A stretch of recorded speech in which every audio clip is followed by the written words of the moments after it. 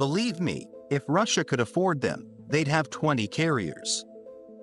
However, the GDP, basically total size of economy, of Russia is around $400 billion, while the GDP of the USA is about $2.5 trillion. The population of the USA is only about 3.5 times that of Russia, so it has a lot more to spend both in absolute terms and on a per capita basis.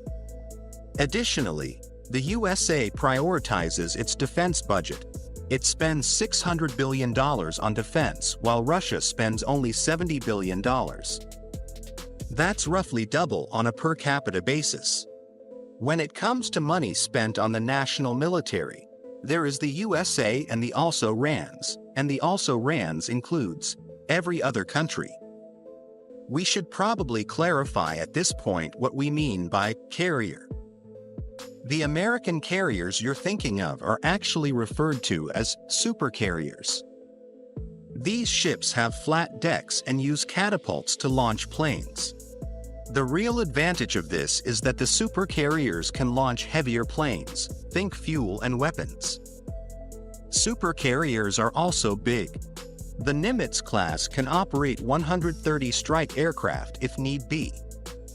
Only the USA and France have supercarriers now, and since France only has one and it has to basically spend a year off for maintenance after every year at sea, France can't even field one supercarrier consistently.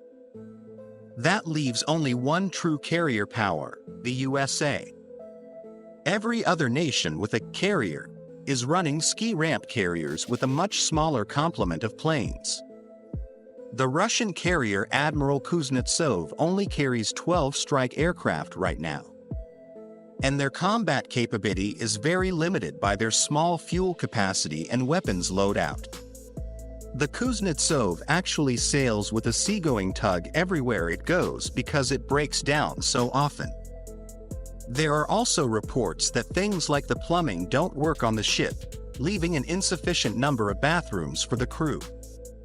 Now we come to another very important point, the expense of crewing these ships. American carriers have 5,000 crew on board. Times 10 carriers, that's 50,000 trained personnel. That is a not insignificant expense.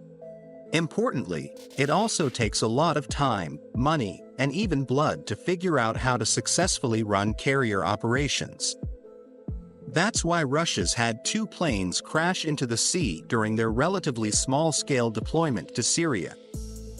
Anyways, it's all about the Benjamins. America is vastly more wealthy than any other nation on Earth, and you can see it in their military.